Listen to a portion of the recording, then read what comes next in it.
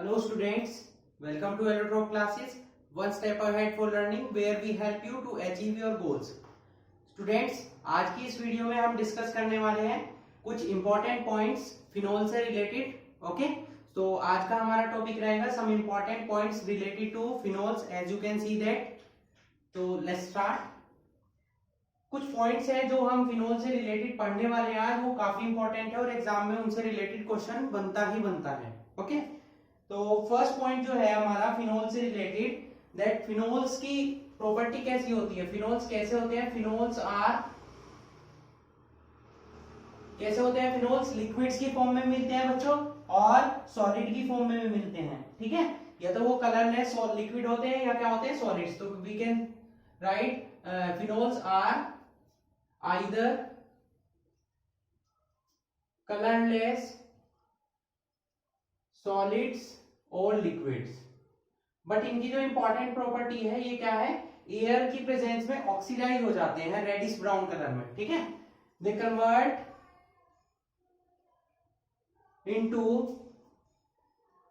Reddish brown colour compound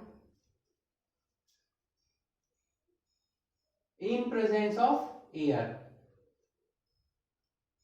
air की presence में इनका ऑक्सीडेशन होकर ये रेडिश ब्राउन कलर में कन्वर्ट हो जाते हैं. ओके, ये हमारा था फर्स्ट पॉइंट. नेक्स्ट पॉइंट लेते हैं हम. नेक्स्ट इंपॉर्टेंट पॉइंट क्या है, जैसे कि अल्कोहल्स में आपने पढ़ा था कि अल्कोहल्स का बॉइलिंग पॉइंट क्या होता है, ज्यादा होता है. सिमिलरली फिनोल्स का बॉइलिंग पॉइंट भी ज्यादा होता है. बॉइलिंग पॉइंट डिपेंड करता है उसकी बॉन्डिंग पर. जैसे अल्कोहल्स आपके इंटरमोलिकुलर हाइड्रोजन बॉन्डिंग फॉर्म करते थे और उस इंटरमोलिकुलर हाइड्रोजन बॉन्डिंग की वजह से अल्कोहल्स का बॉइलिंग पॉइंट क्या होता है, ज्यादा होता है. ठीक है, सिमिलरली फिनोल्स भी क्या है, इंटरमोलिकुलर हाइड्रोजन बॉन्डिंग फॉर्म करते हैं जिसकी वजह से क्या होता है, उनका बॉइलिंग पॉइंट क्या होता है, ज्यादा होता है. ठीक है, तो we can write the boiling points of phenols are very high due to intermolecular hydrogen bonding. किसकी वजह से होता है वो, इंटरमोलिकुलर हाइड्रोजन बॉन्डिंग. किससे ज्यादा होता है, देन एरोमेटिक, क्योंकि कंपैरिजन एरोमेटिक से ही होगा, एरोमेटिक हाइड्रोकार्बन्स एंड हेलोएरीन्स. क्योंकि उन दोनों में इंटरमोलिकुलर हाइड्रोजन बॉन्डिंग पॉसिबल नहीं है, इसीलिए उनका क्या है, बॉइलिंग पॉइंट क्या होता है, कम होता है. और फिनोल्स का ज्यादा होता है क्योंकि इनमें इंटरमोलिकुलर हाइड्रोजन बॉन्डिंग पॉसिबल है. कैसे पॉसिबल है, सपोज आपके पास फिनोल का एक मॉलिक्यूल है. ठीक है, ये आपस में बॉन्डिंग कैसे करते हैं वो देख लेते हैं स्ट्रक्चर की हेल्प से. ये आपके पास एक फिनोल प्रेजेंट है. ठीक है, OH. देन हम दूसरा यहां पर फॉर्म करेंगे, क्योंकि एक फिनोल की हाइड्रोजन क्या है, दूसरे फिनोल के ऑक्सीजन से अटैच होगी. यहां पर मैंने क्या किया, फिनोल को ऐसे शो किया, अब की बार हम ऐसे शो करेंगे, देन फिर अपोजिट करेंगे हम. तो इस तरीके से आपको इजीली समझ में आ जाएगा कि कैसे बॉन्डिंग हो रही है. जैसे ये नोट किया है ऐसे ये नोट करना है. कंफ्यूज ना हो तो आप ऐसे ध्यान रखेंगे कि आपको लेफ्ट साइड से राइट साइड में जाना है हमेशा. देन अगर इसके अपोजिट इधर कर देंगे हम, फिर से ऑक्सीजन इधर और हाइड्रोजन इधर, ऐसे चलती रहेगी बॉन्डिंग. ठीक है, तो जब इनकी बॉन्डिंग होगी तो कैसे बॉन्डिंग होगी, देखो ये हाइड्रोजन यहां पर अटैच हो जाएगा इस ऑक्सीजन से डॉटेड लाइन के थ्रू, ये हाइड्रोजन इस ऑक्सीजन से, ये हाइड्रोजन इस ऑक्सीजन से, ये हाइड्रोजन अगली ऑक्सीजन से अटैच होगा और ये ऑक्सीजन अगली हाइड्रोजन से. तो इस तरीके से आप फिनोल में क्या दिखा सकते हैं, intermolecular hydrogen bonding, intermolecular hydrogen bonding in phenols. तो इसी इंटरमोलिकुलर हाइड्रोजन बॉन्डिंग की वजह से क्या है, बॉइलिंग पॉइंट जो है फिनोल्स का काफी हाई होता है. ये हमारा सेकंड पॉइंट था जो कि काफी इंपॉर्टेंट है. चलिए आगे चलते हैं थर्ड पॉइंट पर. So please note it. चलिए थर्ड पॉइंट हम लेंगे इसकी सॉल्युबिलिटी से रिलेटेड. जैसे अल्कोहल्स आपके वाटर में सोल्यूबल होते हैं या ऑर्गेनिक सॉल्वेंट में सोल्यूबल होते हैं, सिमिलरली फिनोल्स भी आपके क्या है, वाटर और ऑर्गेनिक सॉल्वेंट में क्या है, डिसॉल्व हो जाते हैं। तो क्या लिखेंगे हम, phenols are water soluble and also organic solvent soluble. Organic solvent में तो वो डिसॉल्व होंगे, बट ये वाटर में भी सोल्यूबल है, जैसे कि आपके एल्कोहल्स हैं। बट इनकी सॉल्युबिलिटी क्या है कि इनकी सॉल्युबिलिटी क्या है, अल्कोहल से थोड़ी सी वीक होती है। उसका रीजन क्या है, अल्कोहल्स में आपके एल्काइल ग्रुप प्रेजेंट होता है। अल्कोहल्स पे क्या प्रेजेंट होता है, एल्काइल ग्रुप, जो कि साइज में छोटा होता है, ठीक है, लेस इन साइज, तो वो डिसॉल्व हो जाता है इजीली वाटर में। जबकि फिनोल्स में आपकी क्या प्रेजेंट होती है, बेंजीन रिंग या एराइल ग्रुप। तो एराइल ग्रुप का साइज ज्यादा होता है, तो क्या होगा, वो डिसॉल्व नहीं होता है इजीली, मतलब हो तो जाता है बट टाइम लगता है थोड़ा। तो जब वो इजीली डिसॉल्व नहीं होगा वाटर में, तो उसकी सॉल्युबिलिटी क्या होगी, अल्कोहल से कम होगी, बट सोल्यूबल है वो। These are solubles in water. Clear? तो आपको तीनों पॉइंट क्लियर हो गए। फर्स्ट हमने पढ़ लिया उनके कलर से रिलेटेड, नेक्स्ट हमने पढ़ा उसकी intermolecular hydrogen bonding which is related to boiling point of the phenols, and then हमने पढ़ा सोल्युबिलिटी से रिलेटेड। ठीक है, अब हम चलते हैं फोर्थ पॉइंट पर। इंपॉर्टेंट है काफी, इसको ध्यान से पढ़ेंगे। ठीक है, फोर्थ पॉइंट हम लेंगे, phenols are stronger acids than alcohols. Phenols are stronger acids than alcohols. Phenols जो है, अब आपको मैंने एक लेक्चर में पढ़ाया था कि एल्कोहल्स जो है वाटर से वीक एसिड है। ठीक है, मींस वाटर ज्यादा एसिडिक है और एल्कोहल कम एसिडिक है। अगर आपने वो वीडियो नहीं देखा है, आप जाकर उसे देखिए, वो भी इंपॉर्टेंट क्वेश्चन है एग्जाम से। ओके, तो यहाँ पर फिनोल जो है एल्कोहल से ज्यादा एसिडिक है। अब वो क्यों है, अब उसका रीजन है, देखिए उसके रीजन कई है। पहले हम देख लेते हैं, सपोज आपके पास एक फिनोल प्रेजेंट है। फिनोल क्या है, ब्लू लिटमस पेपर को रेड में कन्वर्ट कर देता है, जो कि एसिडिक प्रॉपर्टी शो करता है। क्योंकि आपको पता है ब्लू लिटमस को जो कंपाउंड्स आपके रेड में कन्वर्ट करते हैं, जो सब्सटेंस, उसे क्या बोलते हैं, एसिडिक कैरेक्टर होता है उनमें। तो फिनोल्स क्या करते हैं, फिनोल्स भी क्या करते हैं, ब्लू लिटमस को रेड में कन्वर्ट कर देते हैं। तो इसका मतलब क्या है, ये एसिडिक कैरेक्टर शो कर रहे हैं। दूसरा, ये एल्कलीज यानी कि वाटर सोल्यूबल बेसिस से रिएक्शन करके, ठीक है, water soluble basis means alkali से रिएक्शन करके क्या बनाते हैं, फिनोक्साइड बनाते हैं। क्या बनाते हैं, फिनोक्साइड्स बनाते हैं, जो कि इनके एसिडिक कैरेक्टर को शो करता है। क्योंकि भाई ये बेस है, तो बेस से तो वही रिएक्शन करेगा ना जो एसिड होगा।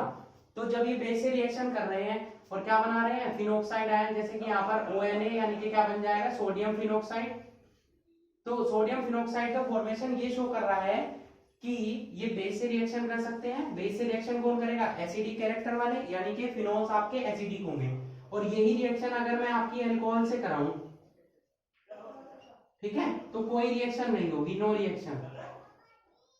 ओके, तो इसका मतलब क्या हुआ, फिनोल्स जो है अल्कोहल से क्या हुए, ज्यादा एसिडिक हुए, हुए नहीं हुए, बट ये वीकर एसिड्स हैं। किससे, एसिड से। Phenols are weaker acids than carboxylic acids and carbonic acid. Carbonic acid होता है हमारा H2CO3, क्योंकि वो भी एसिडिक नेचर का होता है। तो इन दोनों से ये वीक एसिड है, जो कि इनकी pH वैल्यू शो करती है। तो ये पॉइंट भी आप ध्यान रखेंगे। ओके, अब ये हमने बता दिया कि फिनोल जो है स्ट्रॉन्गर एसिड है अल्कोहल से, बट उसका रीजन क्या है। तो अब हम चलेंगे इनके रीजन पर, मींस इसकी एक्सप्लेनेशन पर। Okay, so please note it. चलिए आगे चलते हैं इनके एक्सप्लेनेशन पर। आई होप आपने नोट कर लिया होगा। ठीक है, आप वीडियो को पॉज करके नोट कर सकते हैं। तो रीजन देखते हैं हम, रीजन क्या है, why phenols are more acidic than alcohols, or we can say that phenols are stronger acids than alcohols. Why? तो ये क्वेश्चन एग्जाम में पूछा गया है। ओके, और आई होप आगे भी पूछा जाए, इंपॉर्टेंट रिएक्शन है कॉम्पिटिटिव एग्जामिनेशंस पे भी। इससे रिलेटेड क्या है कि इंक्रीजिंग ऑर्डर और डिक्रीजिंग ऑर्डर पूछा जाता है। तो इस आपको पॉइंट को ध्यान से समझना है। ओके स्टूडेंट्स, अब बात करेंगे कि फिनोल्स और अल्कोहल दोनों में ही OH ग्रुप प्रेजेंट है, ठीक है। तो ऐसा क्या रीजन है कि फिनोल्स ज्यादा एसिडिक है और अल्कोहल्स कम एसिडिक है, जबकि दोनों में अल्कोहलिक ग्रुप ही प्रेजेंट है? तो उसका रीजन है आपका बेंजीन रिंग। अब देखिए फिनोल्स में बेंजीन रिंग प्रेजेंट है बट अल्कोहल्स में बेंजीन रिंग प्रेजेंट नहीं है। अब फिनोल्स में जब बेंजीन रिंग प्रेजेंट है, अब फिनोल्स में जब बेंजीन रिंग प्रेजेंट है, बेंजीन रिंग जो होती है हमारी एसिडिक कैरेक्टर शो करती है। वो क्यों करती है? क्योंकि आपको पता है कि बेंजीन रिंग में अल्टरनेटिव डबल बॉन्ड और सिंगल बॉन्ड्स के फॉर्म में पाई इलेक्ट्रॉन्स प्रेजेंट होते हैं और ये पाई इलेक्ट्रॉन्स क्या है, एक पोजीशन से दूसरी पोजीशन पे मूव करते हैं और रेजोनेंस स्ट्रक्चर शो करते हैं, ठीक है। तो देखते हैं कि रेजोनेंस स्ट्रक्चर, यहाँ पर हमने फिनोल ले लिया आपका, फिनोल पे आपका ऑक्सीजन के पास क्या है, lone pair of electrons present होंगे होंगे ठीक है। अब थोड़ा सा इसको ऐसे बना लेते हैं, डबल बॉन्ड यहां बना लेते हैं, उससे ज्यादा क्लियर होगा। तो ये क्या होगा, ये डबल बॉन्ड यहां से आपका इस कॉर्नर पर शिफ्ट हो जाएगा इस कार्बन पर। तो क्या होगा, ये इलेक्ट्रॉन्स अपने डोनेट करेगा, ये डबल बॉन्ड यहां शिफ्ट होगा, ठीक है। तो स्ट्रक्चर क्या बन जाएगी, अब देखिए ये बॉन्ड आपका यहां आया तो यहां पर इलेक्ट्रॉन्स आ गए, नेगेटिव चार्ज आ गया, ये एज इट इज रहा, ये एज इट इज रहा। इस तरीके से आप रेजोनेंस स्ट्रक्चर बना सकते हैं। ये इलेक्ट्रॉन्स यहां शिफ्ट हुए तो यहां पर क्या आ जाएगा, डबल बॉन्ड ऑक्सीजन और हाइड्रोजन है अटैच। दूसरी बात, ये दो इलेक्ट्रॉन एज इट इज रहे, इलेक्ट्रॉन्स को ऑक्सीजन ने डोनेट किया है तो इस पर कैसे चार्ज आएगा, पॉजिटिव चार्ज आएगा। तो ये पहली रेजोनेंस स्ट्रक्चर आपकी बनी। देन क्या होगा, अब क्या होगा, ये इलेक्ट्रॉन यहां शिफ्ट होंगे तो ये इलेक्ट्रॉन यहां शिफ्ट होंगे, तो नेक्स्ट रेजोनेंस स्ट्रक्चर आपकी बन जाएगी ये।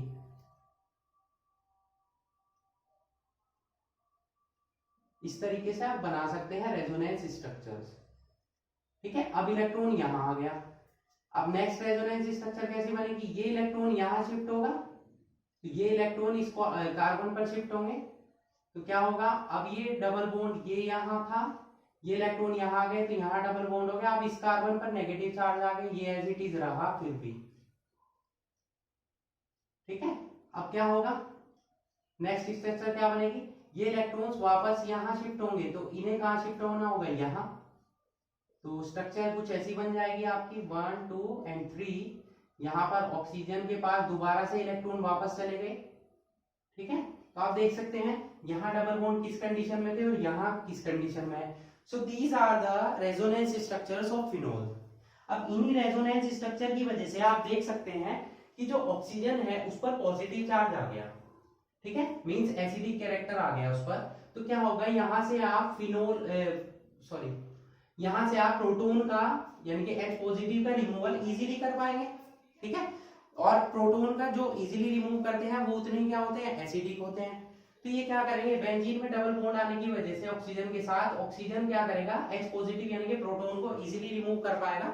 सो phenols becomes more and more acidic than alcohols, ठीक है। ये ज्यादा अल्कोहलिक एसिडिक हो गए और ये एज अ ब्रोंस्टेड एसिड भी वर्क करेंगे, ठीक है। कैसे करेंगे, चलिए वो भी देख लेते हैं। मैं स्ट्रक्चर के हेल्प से समझा देता हूं आपको। ये हमारे पास फिनोल है, ऑक्सीजन के पास वही आपके इलेक्ट्रॉन्स प्रेजेंट हैं। अब जब इनकी रिएक्शन होगी किसी भी बेस के साथ या ऐसे कंपाउंड के साथ, ऐसे सब्सटेंस की जिसके पास इलेक्ट्रॉन प्रेजेंट हो, फॉर सपोज यहाँ पर हम क्या ले लेते हैं, वाटर की प्रेजेंट में करा देते हैं, एसिडिक कैरेक्टर तभी शो होगा। तो वाटर हमने ले लिया यहाँ पर H2O, ठीक है, ऐसे लिख लेते हैं। अब क्या होगा कि यहाँ पर इलेक्ट्रॉन्स का डोनेशन हो जाएगा, ठीक है।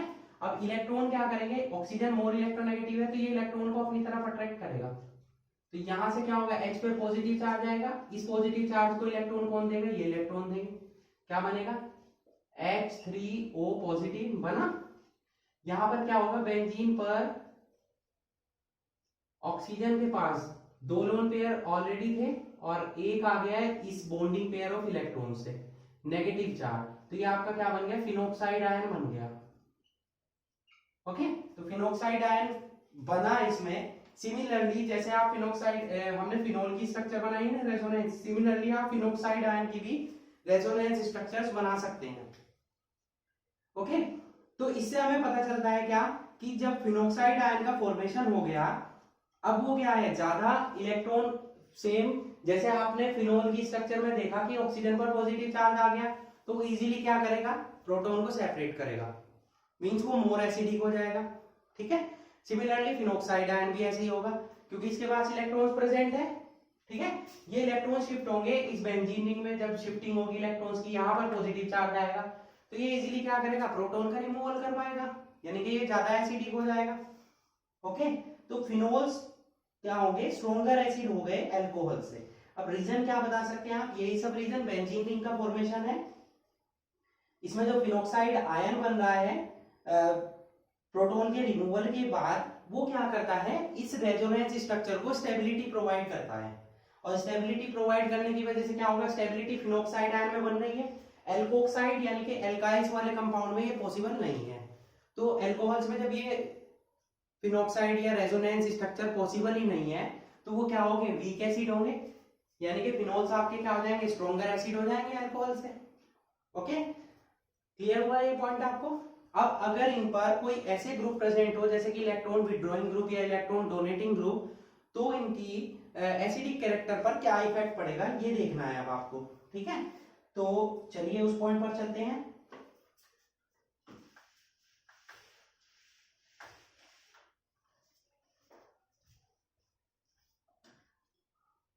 जितने भी आपके स्टूडेंट्स इलेक्ट्रॉन विड्रॉइंग ग्रुप हैं, मींस अब आपके दो टाइप के ग्रुप होंगे, इलेक्ट्रॉन विड्रॉइंग ग्रुप और एक होगा इलेक्ट्रॉन डोनेटिंग ग्रुप।